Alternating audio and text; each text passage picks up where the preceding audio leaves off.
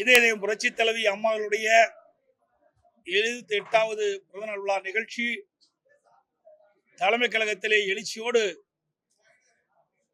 மூத்த தலைமை கழக நிர்வாகிகள் மற்றும் தலைமை கழக நிர்வாகிகள், மாவட்ட கழக செயலாளர்கள்,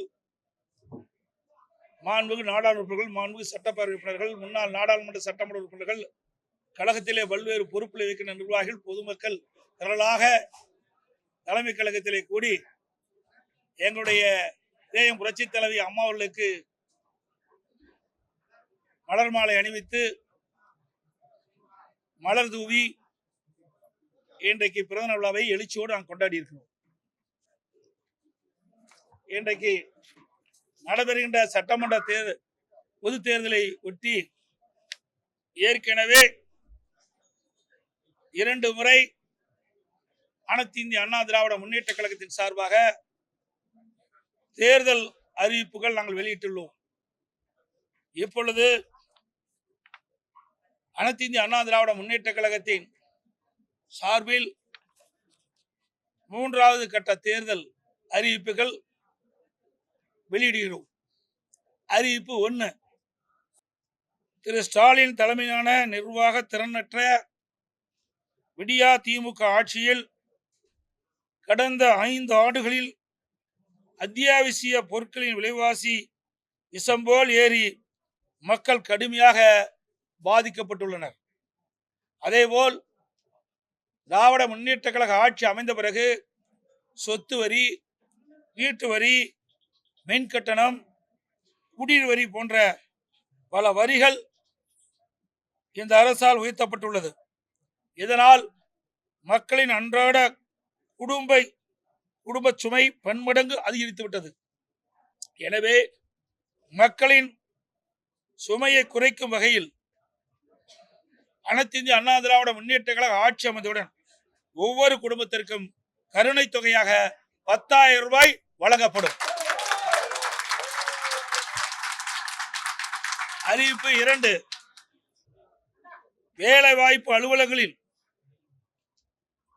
நம்முடைய இளைஞர்கள் பதிவு செய்து வேலைக்காக காத்திருக்கும் பட்டதாரிகளுக்கு மாதந்தோறும் 2,000 ரூபாயும் +2 வரை படித்து வேலைவாய்ப்பு அலுவலகத்தில் பதிவு செய்துள்ளோருக்கு மாதந்தோறும் 1000 ரூபாய் உதவித்தொகை வழங்கப்படும்.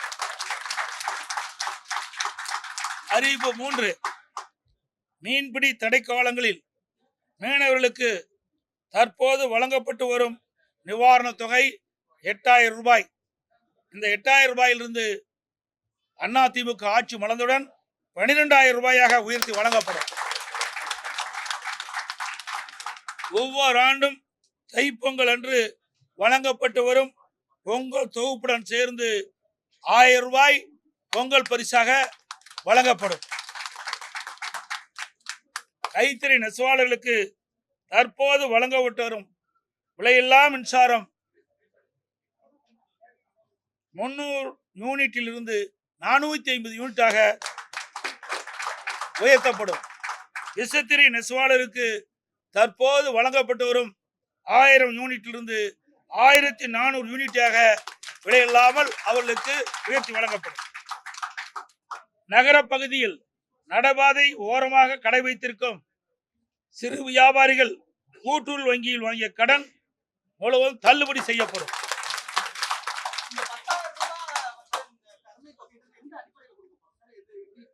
சொல்லதே கருணை தானே, எந்த அடிப்படையில்? கருணை அடிப்படையில் தான் கொடுக்குறோம். அதுதான் அந்த வாக்கியமே. ஆமா, அனைத்து குடும்பத்தான போட்டுக்கிறோம். குடும்பத்திற்கு வழங்கப்படும் கொடுத்துக்கிறோம். ஒரு முறைதான் வழங்கப்படும்.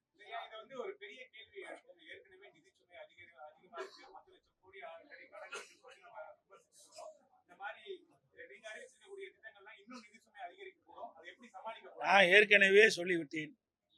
எங்களுடைய அதிமுக அரசு இருக்கின்ற பொழுது திறமையாக செயல்பட்டு கொரோனா காலத்தில் கூட 1 ரூபாய் வரி வருமானம் இல்லாத போதே சிறப்பான ஆட்சி கொடுத்த அரசாங்கம் அதிமுக அரசு. அதனால் வருவாயை பெருக்கி நாங்கள் அறிவிக்கப்பட்ட நலத்திட்ட உதவிகள் முழுமையாக வழங்கப்படும்.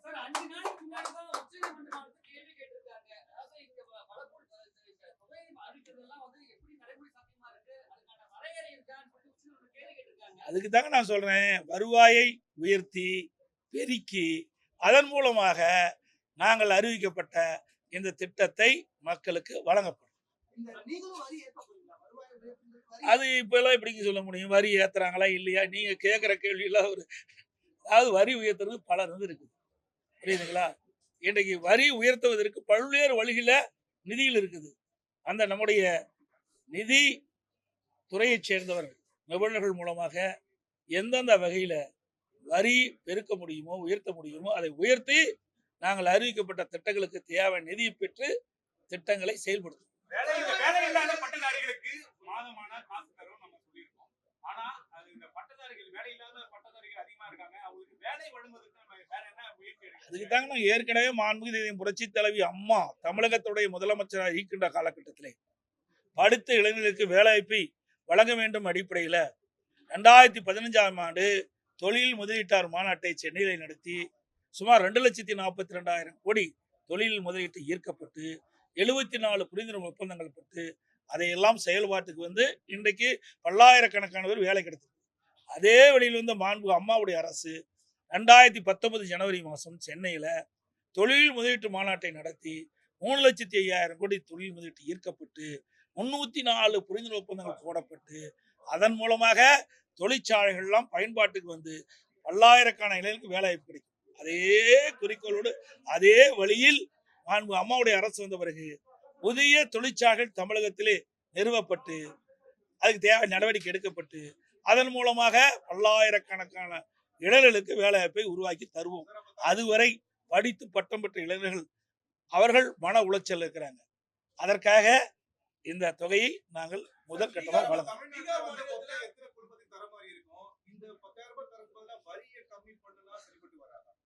சார், அதாவது முதல்ல ரொம்ப உயிருக்கு போராடிட்டு இருக்காங்க. அவளுக்கு என்ன சொல்லுவோம்? அவளுக்கு வந்து அந்த உயிரை காப்பாற்றுவதற்கு இல்ல இது வைப்போம்ல, இல்ல வெண்டிலேட்டர் வைக்கிறோம்ல, இந்த ஆட்சியில வெண்டிலேட்டர் வைக்கிற அளவுக்கு போயிட்டு இன்னைக்கு மக்கள் அப்படிப்பட்ட துன்பத்தை அனுபவிச்சுட்டு இருக்கிறாங்க. ஆகவே முதல் மக்களை காப்பாற்று. விலைவாசி அதிகரித்து விட்டது, அதிலிருந்து மக்களை காப்பாற்று. அந்த அடிப்படையில் தான் இதை நாங்கள் அறிவிச்சிருக்கோம்.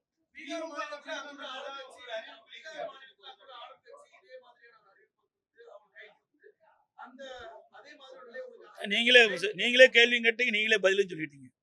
இரண்டும் நீங்களே சொல்லிட்டீங்களே.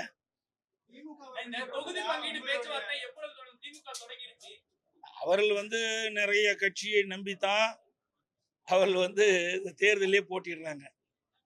அதனால அவர்கள் முன்கூட்டியே தொடங்கியிருக்காங்க. நாங்கள்லாம் பொறுமையா தேர்தல் கூட்டணி குறித்து பேச்சுவார்த்தை ஏற்கனவே எங்களை என்னென்ன நிறைவேற்றி விட்டது, பேச்சுவார்த்தை நடத்திட்டோம். ஆனா எந்தெந்த கட்சிக்கு எவ்வளவு தொகுதின்னு நிர்ணயிக்கல. விரைவாக நாங்கள் பேச்சுவார்த்தையை தொடங்குவோம்.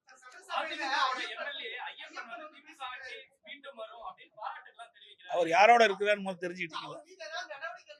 ஏங்க எல்லாம் ஆட்சி முடிய போகுது, அவர் மேல நடவடிக்கை எடுத்து என்ன பண்றது, என்ன பயன்? ஆக அவர் யாரோடு இருந்தார் உங்களுக்கு நன்றாக தெரியும். அவர் யாரோடு சேர்ந்திருக்காருன்னு உங்களுக்கு தெரியும். யாருக்கு ஆதரவா செயல்பட்டு இருக்கான்னு தெரியும். இதையெல்லாம் தெரிஞ்சுக்கிட்டு இந்த கேள்வி எங்க நடித்த கேட்குறீங்களா?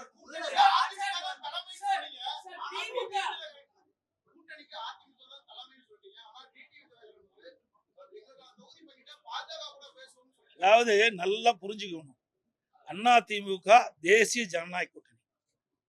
தேசிய ஜனநாயக கூட்டணி ஏற்கனவே அமைக்கப்பட்டது. அதிமுக அதுல போய் சேர்ந்திருக்கு. ஏற்கனவே தேசிய ஜனநாயக கூட்டணி இடம்பெற்றிருக்கிற கட்சிகள்லாம் அவர்கள் அதன் மூலமாக நாங்கள் சீட்டுகளை பெறுவோம்னு சொல்லியிருக்கிறாங்க. அந்த அடிப்படை தான், புரியுதுங்களா? வேற ஒன்றும் கிடையாது.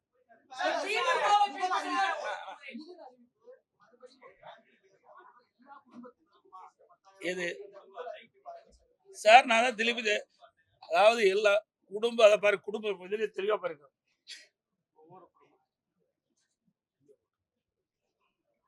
ஒவ்வொரு குடும்பத்திற்கும் கருணை தொகை 10,000 நாங்க அது உங்களுக்கு ஜெராக்ஸ் கொடுப்போம். அதெல்லாம் எங்களுடைய ஆட்சி மன்றங்களுக்கு கூடி அதற்கு தகுந்த முடிவு எடுக்கும். சார், அதான் சொன்னேன், ஆட்சி மன்ற குழு அதை கூடி அதற்குண்டான முடிவு எடுத்து அறிவிக்கப்படும்.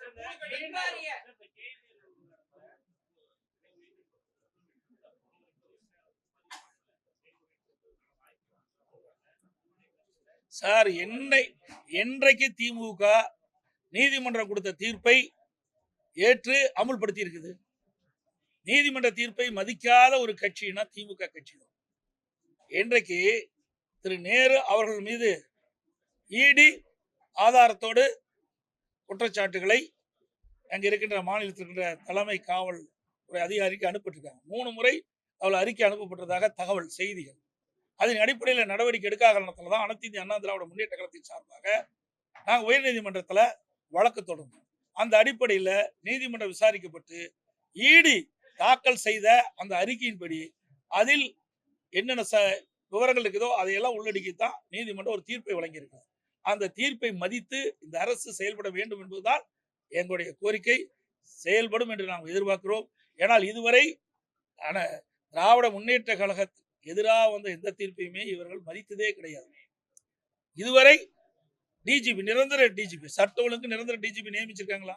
நீதிமன்றம் போச்சு, உயர்நீதிமன்றம், உச்ச நீதிமன்றம் போய் வந்த பிறகு கூட இந்த அரசாங்கம் நீதிமன்றத்துடைய உத்தரவை மதிக்காமல், தீர்ப்பை மதிக்காமல் இருக்கின்ற ஒரே அரசாங்கம் திராவிட முன்னேற்ற கழக அரசாங்கம். அனைத்து ஊடகங்களுக்கும் நன்றி, வணக்கம்.